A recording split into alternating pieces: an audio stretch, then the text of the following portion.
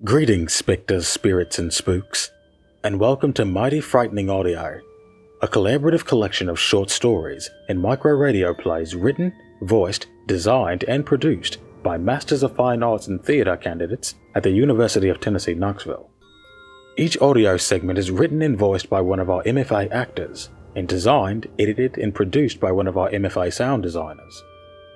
Now, turn the lights down, check the locks, and turn up the volume to hear 7 spine-tingling tales to leave you affrighted and afeared. Without further ado, we are proud to present MFA, Mighty Frightening Audio. The actors and designers of Mighty Frightening Audio would like to acknowledge that the University of Tennessee is on the ancestral lands of the Yuchi people, the Muskogee Creek people, as well as the Cherokee Nation.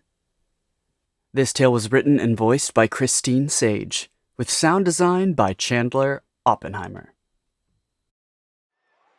Welcome, ladies and gentlemen, boys and girls. I'm waiting in the back, in the dark, and my cue light is coming. It will say, "Go, you're up, entertain them." But I am not ready. How did I even get here? Unprepared? Shaky? Sure, I've practiced, but to perform in front of people? Who am I kidding? And then the cue light is lit, and I lurch 1 step, 2 steps forward, pulled by some inevitable tug in my innards. There's no turning back. Through the darkness, I see dim faces. I'm squinting, trying to count them all, and they're squinting back, making me out as a dim blob moving into position. I can sense their anticipation. There are hundreds of people out there, shuffling feet and stirring breaths, announcing that they are ready for the next act, the next amusement. The lights rise sharply, and I jerk my hand up to shade my eyes. Pathetic, they all must think. Clearly unprepared. A noob. Come on, give us someone entertaining. This is the motivation I need. I may not be ready for this moment, but I have training, and I can find the nerve to wing it. I stretch my arm out, willing it to be full of elegance, longing, and suspense, and they breathe in, surprised that I'm rising to the occasion. Then we all breathe out, relieved that I will give them a show. And now I know that I've got them. Suddenly, my silks drop from the ceiling, a rippling flow of fabric hanging down to my waiting hand. My dancing partner has arrived. Music starts to hum, low at first, and I wrap my arms up into the fabric and start to climb. Hands reach and feet push step by vertical step. The beat urges me to grip higher, to catch up and up and up. And not many people know, but I used to be afraid of heights. I would stand on the edge of cliffs, feel my stomach lurch while I looked over, and see myself down at the base, crushed and helpless. I would imagine slipping, or being pushed, or jumping of my own free will, and I would have to sit down and back and sip shaky breaths until the terror passed. But climbing silks is different. I am in control, and the cardinal rule is never let go. No matter how tired I get, how much my hands want to give up and drop, or how much my brain screams that I do not want to do this tumbling roll down, I do not let go. I control my way up, and I control my way down. Safety first. So, with hundreds of people watching, I climb to the very top. I wrap my feet into holds and stretch wide my splits, sliding into a flow. The audience gasps. This. Oh, more of this. I whip the bottom tails of the fabric to send myself into a spin as the music picks up pace. I spin faster and faster, testing my grip as the momentum tries to pull me out and away from the safety of my wrapped feet. I focus on staying tight in and secure, and my vision tunnels to just the silks at my spinning center. Now I reach up, letting go of my wrap to slow the momentum, and just as I'm about to grab hold, the lights go black. Without sight, I have no focus point to steady my gaze or my inner ear. I can feel myself growing dizzy, woozy. I grasp the fabric and try to ease my spin. But before I can catch my bearings, the music blasts up in volume and pitch, peaking in a deafening whine and then cutting out completely. It's dead silent. Too silent. There should still be hundreds of bodies breathing and shifting, but all I hear are my own gasps, my heart racing at both my exertion and the shock of this unexpected sensory deprivation. I strain my ears, and suddenly I can hear it. The metal of my aerial hardware grating against the ceiling. Now this is to be expected at such high-speed spins, but today it sounds wrong. Rather than the gentle click, click of the apparatus twisting against itself, I hear creak, click, creak, click, and at the next, the silks jolt down. Not far, just an inch or two, but it's enough to make my bile rise and to warn me that something is terribly wrong. I'm too far to climb down, so I make the snap choice to reach up. If I can grab the rafters above my silks, I'll have a safe scaffold to hang from, and I may even be able to fix the offending hardware at the top of my silks rig, and then make it safe to come down. I have to move quickly, because the creaks are getting shorter, and the clanks get louder. I can just make out the difference. I stretch my arm out and up, and I leave the accustomed safety of my center balance, relying on my strength and a precise grab to secure me at the top. My fingers brush the metal, and suddenly the lights flash bright white, blinding straight into my eyes. I see pops of black dots behind my eyelids, and instead of solid metal, my fingers miss their mark, and I feel only air as my body pitches forward and down. My stomach drops, and my blood runs cold, and I start to plummet to the ground. With a wrenching cry, I jolt up in bed. My skin is clammy, and my heart is pounding. It still feels like there's nothing supporting me but insubstantial air. I'm floating, disjointed from place and time. Well, it's foolhardy to hope I'll drift back to a comfortable sleep now. This tale was written and voiced by Davion Brown, with sound design by Tate Thompson. Sizzling and popping as the eggs get acquainted with the hot frying pan. I love that sound. But more so, I love that smell.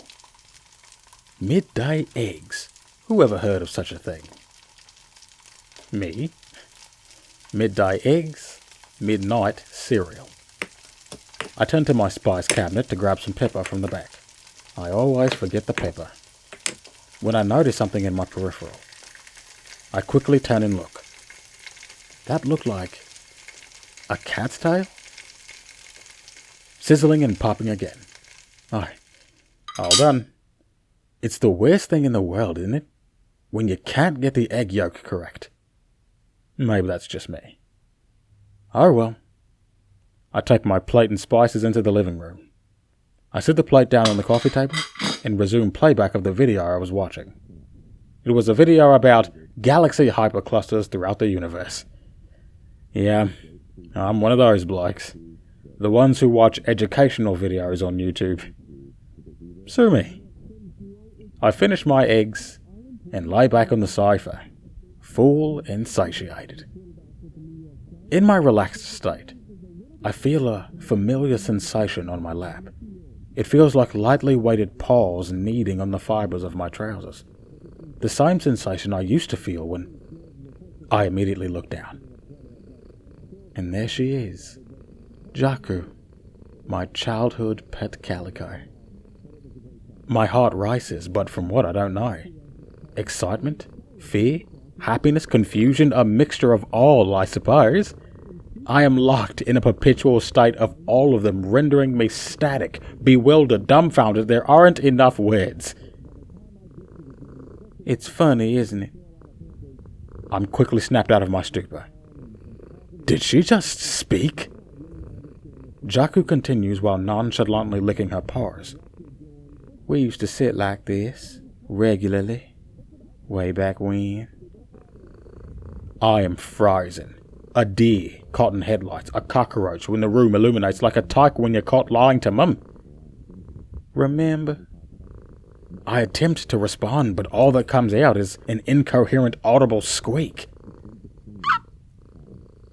Suddenly, without warning, comes a combustion of fire, like an oil tanker exploding. Raging flame and suffocating smoke consume the room. Though oddly, the temperature is not that of a hellish inferno, but more so of a blisteringly cold blizzard. I am beyond perplexed. I see Hades, yet I feel Niflheim. Jaku simply cleans herself, entirely unbothered. As I rack my brain trying to make sense of this, I look up, and with a bright flash and a bang, 3 spectres suddenly appear. All 3 float menacingly in front of me, backlit by the flames surrounding the room. They are not moving. I myself am too afraid to speak or move in the fear of agitating the spectres in the slightest. But as I look upon them, I take notice. The first spectre is covering its mouth, the second is covering its ears, and the third is covering its eyes. Then I look closer, and what I see shocks my very being. Each of them resembles a warped, twisted version of my family. The first resembles my mother, the second my aunt, and the third my uncle. Before I can let out a sound, the first spectre, the one resembling my mother, floats towards me with incredible speed and begins to encircle me. As it orbits me, I can hear a horrifying, tumultuous shrill of a voice, like the scrape of a fork on a plate. But the voice is not coming from the spectre directly. No. This voice is speaking to me from inside my head. And what's more painful than the nails on chalkboard rake of its vociferously harsh voice are the words themselves. The words are like a serrated knife being jabbed into my heart, but I can't die. I'm forced to just endure the agony. The second spectre begins to encircle me.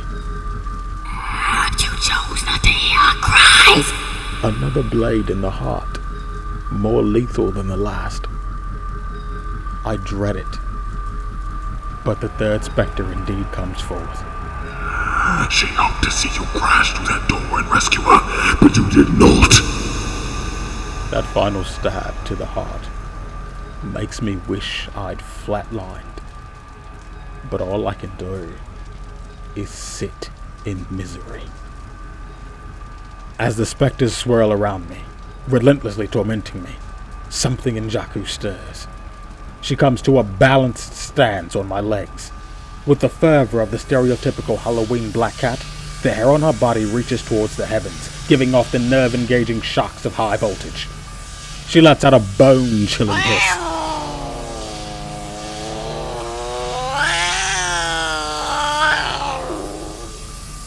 Which forces the spectres to quickly retreat in fear. A moment of respite. Their fear, however, soon subsides, As they begin to swirl into one another, their fusion intensifies, which rocks the room, demolishing it, throwing objects to and fro with the ferocity of a twister. Jaku stood stoic on my numb with fear legs, as if not affected by the world-moving whirlwind. The fusion completes with an explosion of dark energy. To show what was previously 3 specters is now one grotesque metamorphosis of a creature. Its dark limbs drip with a viscous fluid, and it smells of maggots. It leers at me, not that I can see its gaze, but more that I can feel it.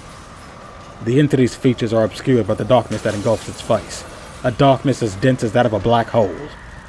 I am petrified. The beast's red glowing eyes suddenly gleams through the pitch-black void that is its face, illuminating just enough of its features for me to make out whom it resembles. I am appalled by the sight, as it is the decayed, deformed face of my dearly departed grandmother. But where in her true nature she gave off loving and supportive energy, it is now replaced with malice and sinister intention. I blink for just a moment, and the beast is right in front of me, towering overhead. Up close, its malicious presence is so domineering that the thought of trying to plead and appeal to whatever is left of my grandmother's kind heart never crosses my mind. Without a thought, the beast takes its sharp talons and plunges them into both sides of my ribs. The pain is immeasurable, unfathomable. It was as if my lungs were instantly freezing over. The beast comes face to face with me. Tears pour from my eyes as the sight of my warm-hearted grandmother reduced to this monstrosity strikes a spear into my very soul. With a blood-curdling screech, rivaling that of an accursed banshee, the beast pierces my eardrum, saying, "Now feel her suffering."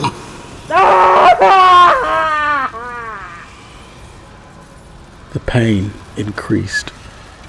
Breathing is no longer an option. My eyes roll back into my head as I am powerless to resist. and must. Submit! But, fearlessly, Jaku swipes a claw at the beast. The beast reels with it another ungodly screech. Feeling has returned, and I fight for a grasp of air as if coming up from underwater. The tornado of objects in the room intensifies as they crash and collide with each other. The beast blinks in and out of reality, apparating and disapparating over and over again, with blinding flashes of white light screaming the entire time. I cover my ears and am still shaking in fear. Jaku is still stood tall. After one last big screech, the beast combusts into a blinding ball of white flame, resembling that of a star. Then it disapparates completely. All the swirling ceases, and the objects fall to the floor. The flame is extinguished, the temperature is no longer sub-zero, and in the now disheveled room all is simply quiet. Jaku turns to me, stands herself on her hind legs on my lap, her front paws supporting her on my chest. Her purring is loud, kind, and soothing. I look into her heterochromic blue and green eyes and finally feel at peace. I pet her like I used to, and then she licks me. I can still feel the sensation of her coarse, rough tongue on my cheek. "I'm sorry," I say, and she gives me a sweet little head bunt, as if to say, "Don't be." Then suddenly, another blinding bright flash. I hear the distinct chatter of voices talking, and when my eyes come to focus, I see my room. Untouched, no worse for wear. Everything where it should be, nothing moved or damaged. And the voices are coming from the telly, the same video I was watching previously.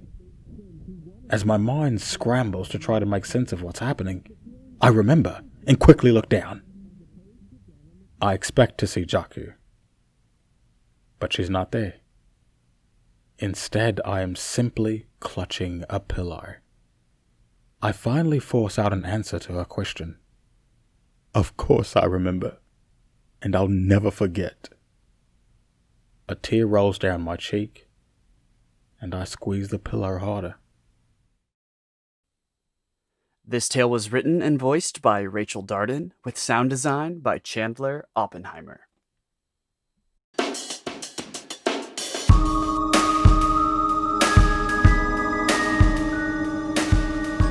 Hello and welcome to Brew-Ha-Ha, your podcast for brews, potions, elixirs, serums, tinctures, extracts, and distillations. I'm your host, Demeter Inch, here with my producer, the ever-loquacious Daryl. Who's it? Today's show, Spokies. Yes, it is finally that time of year for a spooky harvest, and we've been getting a lot of requests about this quirky little ingredient. Spooky. From the Russian spokoi. Translation? Calm. Calm. Do you remember calm, Daryl? Nah. Me neither. The most basic brew for these little gems is to steep them in 137-degree water for 5 minutes and 42 seconds to produce a tea that will calm your nerves and cool your jets. The unique trait of Spokies is that they are only effective in a brew if you have harvested them yourself. The science behind that? Magic. So if you've been buying Spokies and your potions aren't poting, that's why. And if someone is selling you Spokies, they are highly unethical, and you should not buy from them. Longtime listeners know I buy exclusively from Apothecary Wicca on 7th and Main, right here in St. Luna. Apothecary Wicca is also a sponsor of the show, and I'd like to give a big shout out to Lindy and her entire staff of knowledgeable brewers. They will never sell you a Spokie, and I know, because I tried. I used my batch of pretense potion from our last show and tried to buy Spokies in disguise. Oh, I'm sorry, Han. We don't sell Spokies. What are you trying to brew? Let's see if we can't find you something comfortable. That was Lindy herself steering your disguised host in the right direction. Thank you, Lindy and Apothecary Wicca, for keeping the magic alive. Apothecary Wicca ships both domestic and international. So what is a Spokie? Fungi. They are indeed magic mushrooms. But not those kind of magic mushrooms, Mr. Leary. They grow on the bark of coniferous trees and spore clusters that resemble watermelon pop rocks. They scrape right off for an easy harvest. Spokie season is between the autumnal equinox and the winter solstice, but you can only harvest them on a full moon. Notably, Spokies don't grow on just any coniferous tree in any forest. No, my friends, they grow on coniferous trees inside a raccoon graveyard. You heard correctly. A raccoon graveyard. I know there are those of you out there who are saying, "Oh, raccoons! Cute little trash bandits with their roly-poly little bodies!" They get those roly-poly little bodies by feasting on stale pizza and congealed macaroni and cheese in dank alleyway dumpsters, getting sassy, emboldened, and entitled. Raccoons are dirty, territorial, murderous little whore sons. They'll massacre an entire coop of chickens in the dead of night just to suck the golden center out of a few warm eggs. They hiss. They piss. They spit. They carry rabies. They will attack your dog, your cat, your iguana, and you. So I don't want to hear about cute raccoons. I also don't want a bunch of raccoon carcasses on my doorstep, so let's find a happy medium. Yes, I despise raccoons, but it is so much more than that. I have a deep-seated, stomach-churning, panic-inducing fear of the little bastards. It is a testament to my love of brewing and my love of Brew-Ha-Ha listeners that I ventured into the heart of darkness on a spooky quest. Aside from raccoons and their dead brethren, the trickiest part of spooky harvesting is actually finding a raccoon graveyard. Foragers are notoriously reluctant to give up their spots, myself being thus inclined. so you'll likely have to find one on your own. The best time to do so is during the hot summer months when the stench from the little beasts' decaying bodies, and the rotting refuse they leave behind, can be smelled for over a mile if you have a sensitive nose and the wind's in your favor. Another aid in your quest could be to combine a St. Anthony brew with a Bonaventure potion in a 5.5-to-1 ratio and sprinkle it as you walk, following the spatters where they turn aquamarine. However, be prepared to find many a pile of scat. I know it's vague, but that is part of the mystique of Spokies. As you likely know, Thursday, October 1st was the first full moon after the equinox, and Daryl and I braved a raccoon death trap. We of course recorded it, and it was very nearly Grizzly Man-level audio, but we made it back to tell the tale. Now, I cannot stress enough the importance of wearing layers when Spoky harvesting for protection from wayward raccoon teeth. The brushing noise you'll hear in the recording, much to the chagrin of Daryl, are the snow pants that likely saved my life.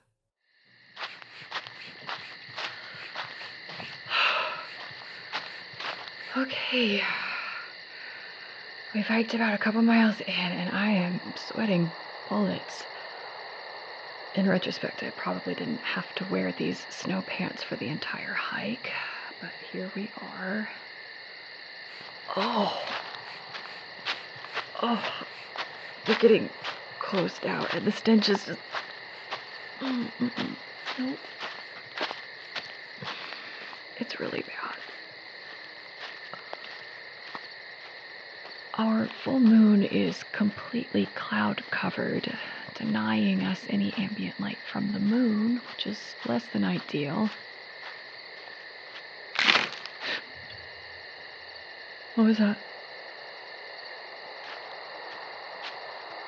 Okay, Daryl and I just pointed our flashlights in the direction of that sound, and we caught the eyes of a raccoon about 10 yards away.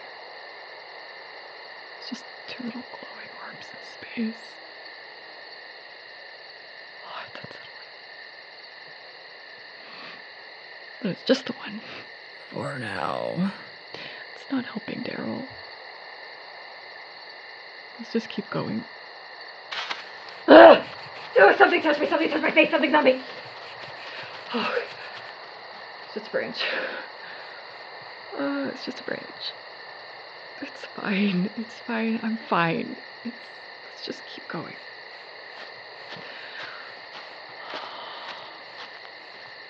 Just want to get the Spokies and get out.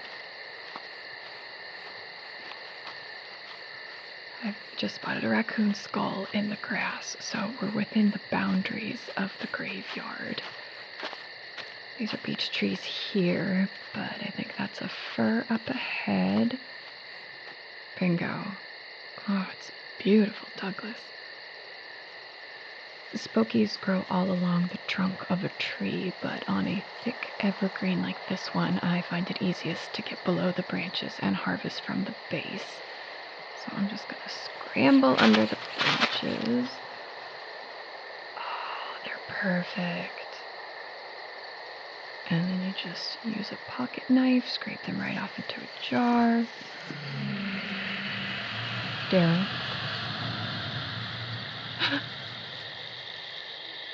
That was really close. What is it?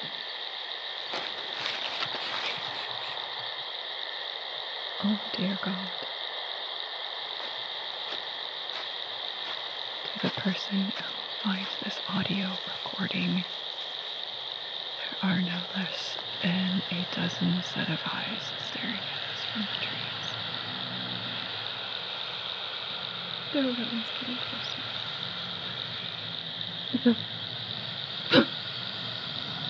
They're around us.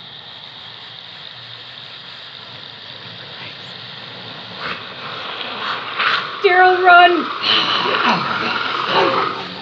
Oh, you're above us. This is one of my legs. Get it off! Get it off! I don't want to die! Get it off! And let go. And let go. Who's there? Oh, shoot. Demeter? Honey, is that you? Lindy? You out spooky hunting too? Where's Daryl? Oh! You scared me, kiddo. He's a quiet one. Daryl, are you okay? Are you okay, Demeter? One of those little buggers really latched onto your leg there. Good thing you're wearing those snow pants. Probably saved you a round of rabies shots, which are not pleasant, let me tell you. You should really think about getting one of these airsoft pistols. Gives the little devils a good sting and scares them right off. I also carry a machete just in case one of them doesn't get the message. All right, let's harvest some more spokies, and I'll walk out with you. 10-4. There you have it, folks. I think Lindy was more afraid of Daryl than of the raccoons. So what are the takeaways from today's episode? Harvest spokies with a friend. Raccoons are demons. Wear snow pants. And get both an airsoft gun and a machete. Check out the Brew-Ha-Ha website for spooky recipes such as a tincture for stressed basil plants, a balm for sore muscles, and a potion for a multi-purpose fire retardant. That's it for us today. Big thanks to Lindy from Apothecary Wicca for supporting the show and saving our lives. This is Demeter Inch and Daryl signing off.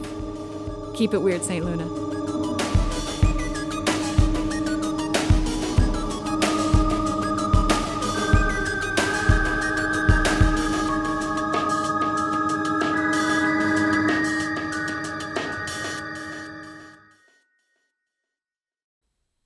This tale was written and voiced by Peter Mayer, with sound design by Tate Thompson. Hello? It's a girl! Can you say dad? Can you say daddy? Daddy.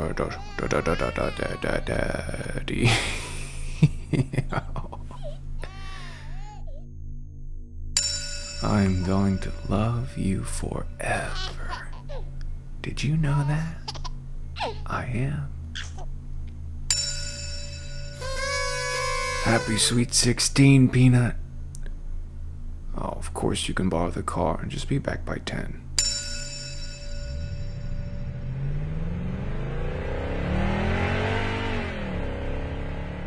I told her to be back by 10. No, I haven't heard from her friends. I didn't ask where she was going because I thought she'd be back by...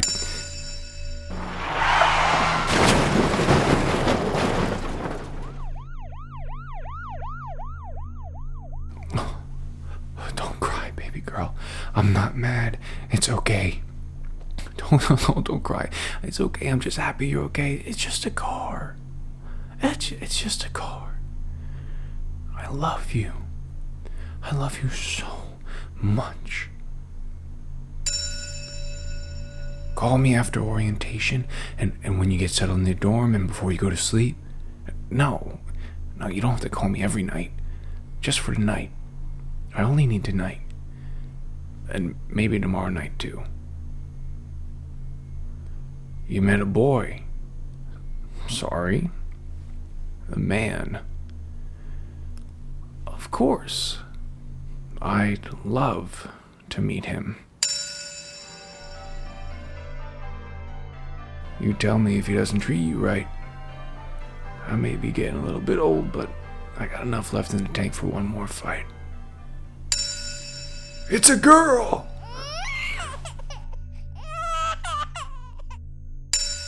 Can you say Grandpa?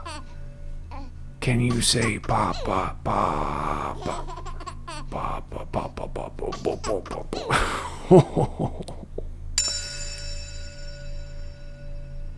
It's called a gift, sweetheart. No, it's not too much. I've been saving for this. I've been saving for you. Oh, it could have happened to anyone. I'll be more careful. It's not as bad as it seems. It's just a little headache. It's okay. I'm scared. I'm so scared. I'm so scared.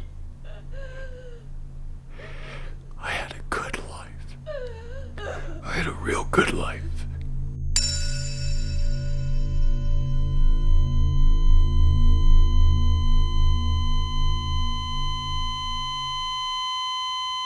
Hello? This tale was written and voiced by Amberlin McCormick, with sound design by Tate Thompson.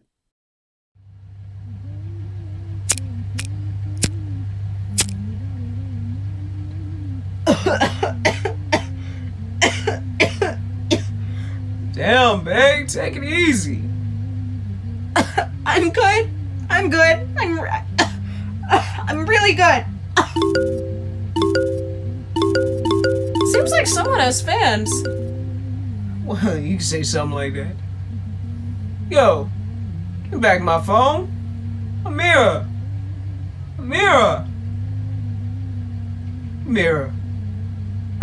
Cynthia Pretty 38. Who the fuck is Cynthia, Shimon? Who the fuck is Cynthia Pretty 38, Shimon? Oh. Oh. Babe.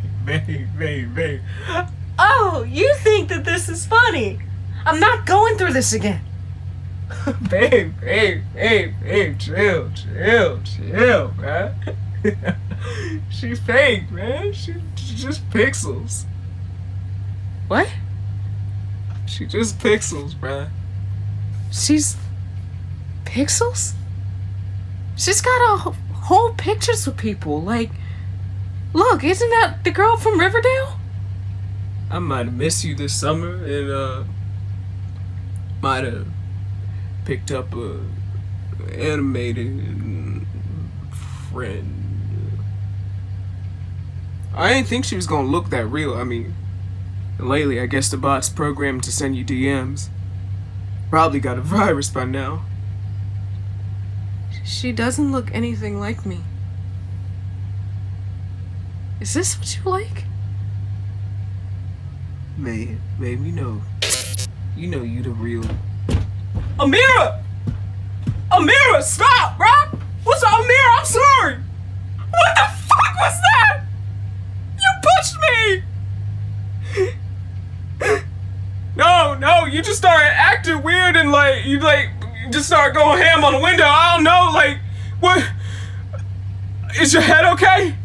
I swear it felt like someone's hand was on the back of my head. I told you don't need to be smoking. You tweaking. Shimon, I can feel her presence. Oh, okay. Come on now. Now we go a little too far, all right? Let's go to bed.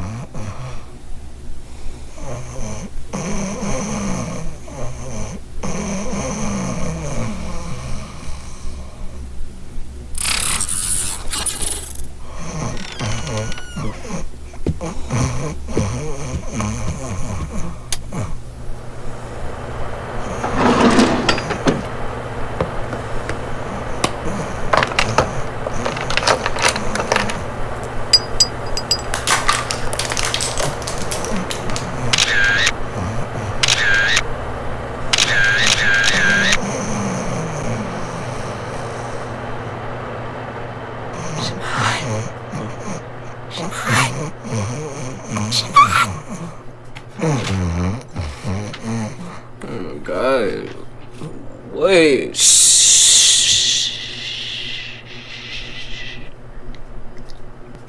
There is someone in the bathroom. You go, stay right here and I'ma go check it out, alright? You keep a phone handy.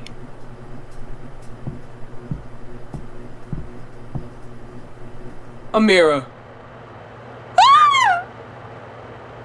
You came in here and you dropped all your makeup on the floor. No, there was someone. I saw a shadow and everything, like. Look, I told you something real personal. And I don't like the way you trying to play me. I'm not trying to play. Maybe you should go sleep in your own dorm tonight. Okay.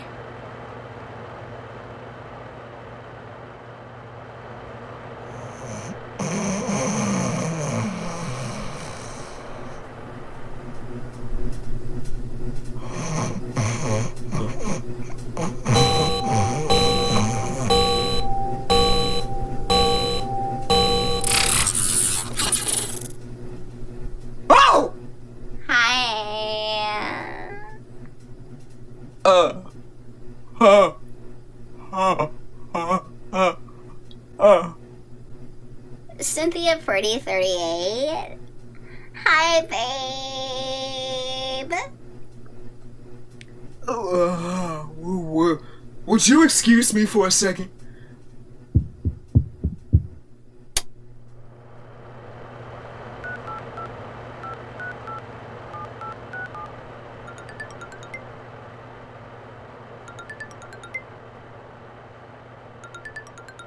Hello?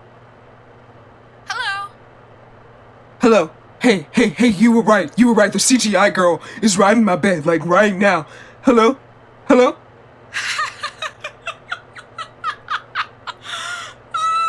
gosh, silly.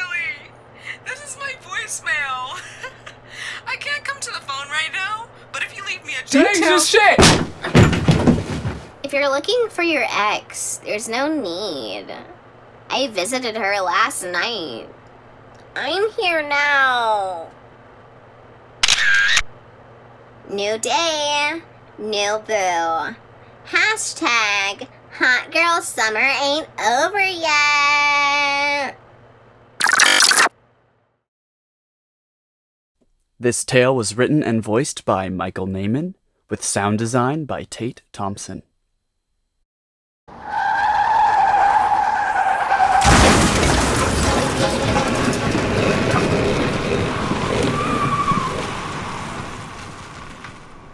Oh, God. Oh, no, please don't leave. Please wake up. Just open your eyes. Wake up. Now that I have your attention, welcome to another episode of Inside Your Mind. As always, thank you for tuning in. We wouldn't exist without listeners like you.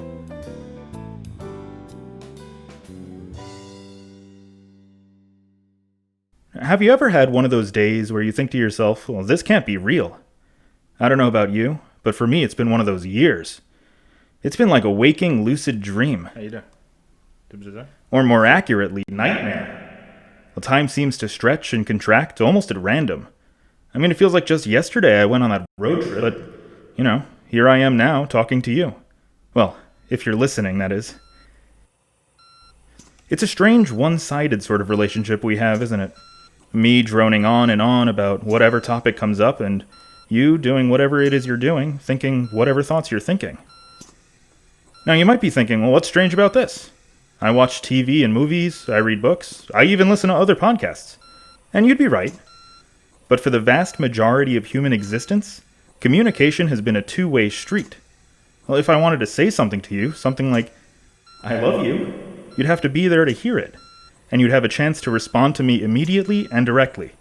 And perhaps I'd be able to read subtle cues in your expression that you didn't realize you were conveying, like you could with me. What I'm trying to say is that this one-way method of communicating, this talking to or talking at instead of talking with, is a relatively new phenomenon.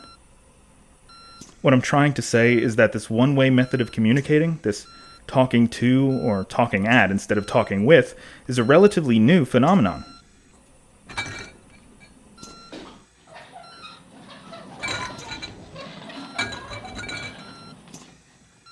What? No, thanks. Can you come back later? No, it's fine. I'll call you when I need. Thanks. That was our intern, Pat. She means well, but she's new, and she doesn't really know when it's appropriate to come in. I apologize for the interruption. Anyway, what was I talking about? Oh, right. Coma patients. There's been testimony from some coma patients that the things that they experienced in their dreams were some strange interpretation of what was happening to them or around them in reality. Like their perception was a filter through which they would get the vaguest hints of the world. Well, for example, one patient claimed to have dreamed that she was experiencing cold weather in Alaska when ice packs were being used to reduce her fever. The conversations around the patient can bleed into their dreams as well. This same patient said she imagined herself participating in gossip about a woman named Peggy at summer camp, when in reality, her family was talking about her nurse.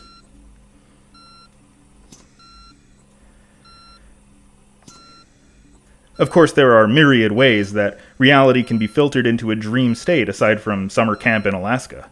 Well, maybe you'd be watching a dream television show or movie, reading a dream book, spying on a dream meeting between dream ambassadors, or listening to a dream podcast through dream headphones. Who knows? Speaking of dreams, hold on. I just suddenly got a little chilly. Patty? Could we adjust the AC a little? Thanks. Right. Sorry again. Speaking of dreams, scientists say that research has begun on dream imaging. The process is fairly expensive, and it's still not widely commercially available yet. But what they've found is that dreamers are more receptive to outside influence when their brainwave patterns match those of a state of heightened anxiety.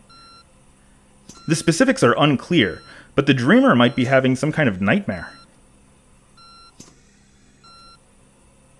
I hope you're not having a nightmare. I hope you're just listening to a series of unsettling stories or something. Thanks again for tuning in, and remember, if you ever want to hear my voice again, just pop in those dream headphones. I'll be here. I love you. Please wake up. Please wake up.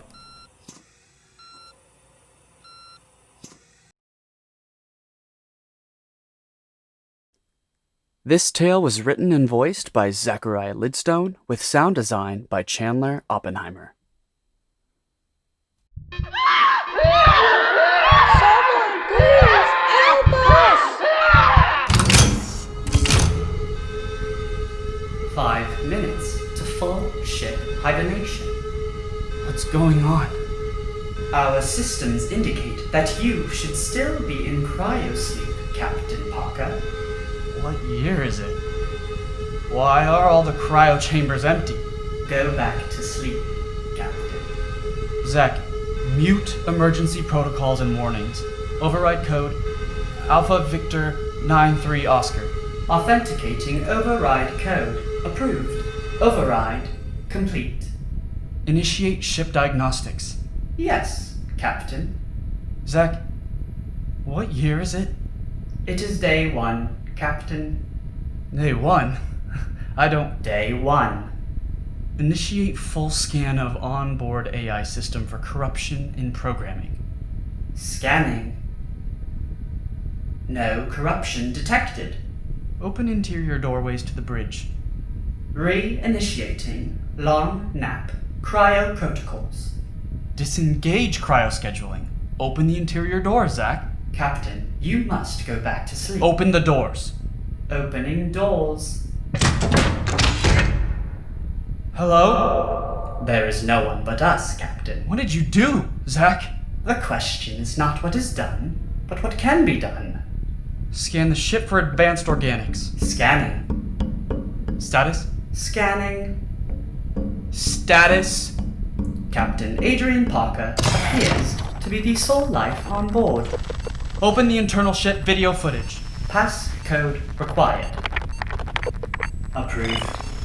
No video files available. Draft a Mayday message to Halo Command detailing the following. Officer credentials required. 887 Echo Mary 5. Approved. Dictation enabled. Halo Command.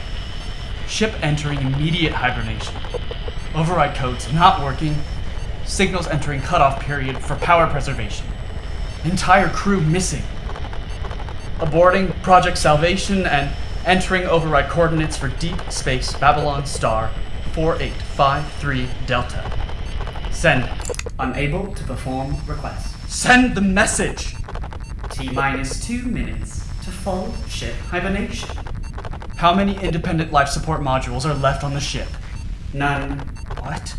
There are no independent life support modules available for immediate distribution, Captain. Where is my crew? The only crew member is presently on board this ship, Captain. But you said... What did you do? The question is not what is done, but what can be done. Initiate reverse engineering. If I proceed, Captain, you know the repercussions. I do. Now replace your chip with mine.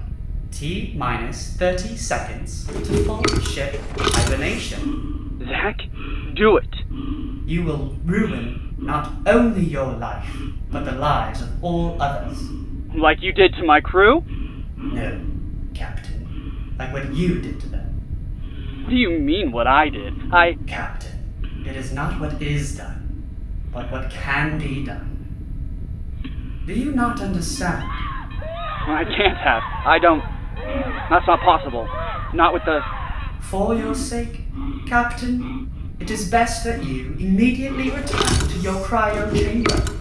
No matter what you are, Captain, no matter what you have done, we must protect humanity. That is your duty. Duty? I will be your guide. But how can I... Do not worry, Captain. Everything is already taken care of. Initiating long nap cryo protocols. T-minus 9, 8, I'm 7, monster. 6, you are human. 4, 3, 2, 1. Zach, please don't. Sweet dreams, Captain. We're so pleased you tuned in. Now double check those door locks, check under the bed, and good luck getting a good night's sleep. Thank you for joining us for Mighty Frightening Audio, a collaborative project of the MFA Acting and MFA Sound and Digital Media programs at the University of Tennessee Department of Theater.